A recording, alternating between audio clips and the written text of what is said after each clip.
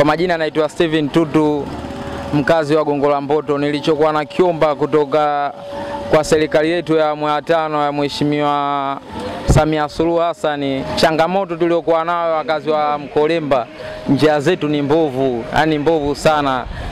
Yani hicho ndo kitu kikubwa ambacho kinawaumiza sana wananchi waliopo katika eneo hili la Mkolemba. Kwa hiyo tulikuwa tunaomba mama aweze kutusikiliza wakazi wa Mkolemba. Hapa changamoto kubwa katika eneo hili tunaloishi sisi, changamoto yake ni kama hivi mnavyoona, barabara mbovu.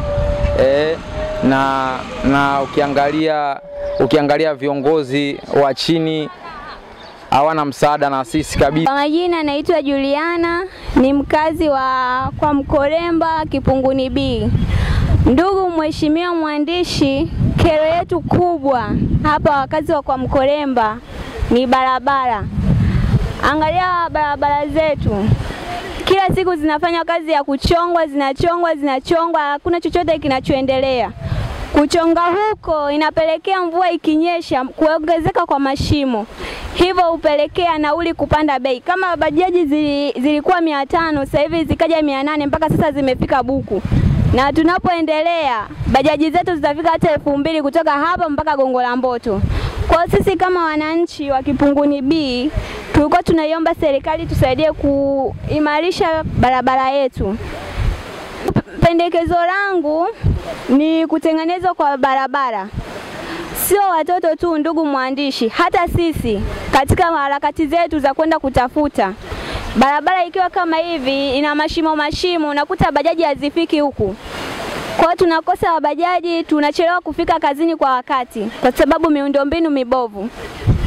Kama sasa hivi tunasikia kwamba jimbo limegawika.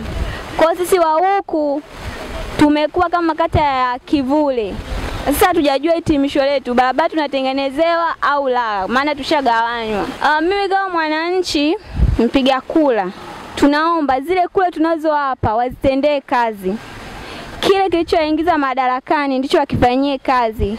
Watuimarishie miundombinu, hospitali, barabara na kadhalika. Sana barabara tunaomba watuimarishie. Sio tunawachagua kesho na kesho kutwa hali inaendelea kuwa hivi. Kwa hiyo tunachoomba hao viongozi tutakaowachagua wawajibike katika majukumu yao. Mimi naitwa Miriam Jacob Mwakisu, mkazi wa Kipunguni B, mwenyekiti wa shina namba 3. Tulikuwa tutetu za barabarani. Kuna matatizo ya barabara ni mbovu, hazipitiki. Bajaji tunadaiwa shilingi 1000 mpaka 1500 kipande kidogo kutoka kwa Mkolemba mpaka Mombasa. Kwa hiyo tunaomba jamani mtusaidie. Mama, tunakuomba utusaidie kuhusu swala la barabara. Barabara haiko vizuri kabisa. Yaani ni mashimo na maji. Tunaomba sisi wa mama wa Kipunguni tunateseka. Tunaomba utusaidie kwa hili. Yaani tunateseka sana wa mama wa Kipunguni jamani. Tunakuomba Mheshimiwa Samia Suluhu Hassan utusaidie hili swala la barabara kwa huku Kipunguni. Hatuna amani yoyote ya maisha. Ni maji. Na daladala pia huku haziko. Tunatumia bajaji tu. Na bajaji ni expensive. 1000 kwa 1500 na haziji kwa wakati. Naomba ile swala mama Samia Suluhu Hassan utusaidie sisi wananchi wako huko Kipunguni. Wanawake wa Kipunguni tuna hali mbaya sana.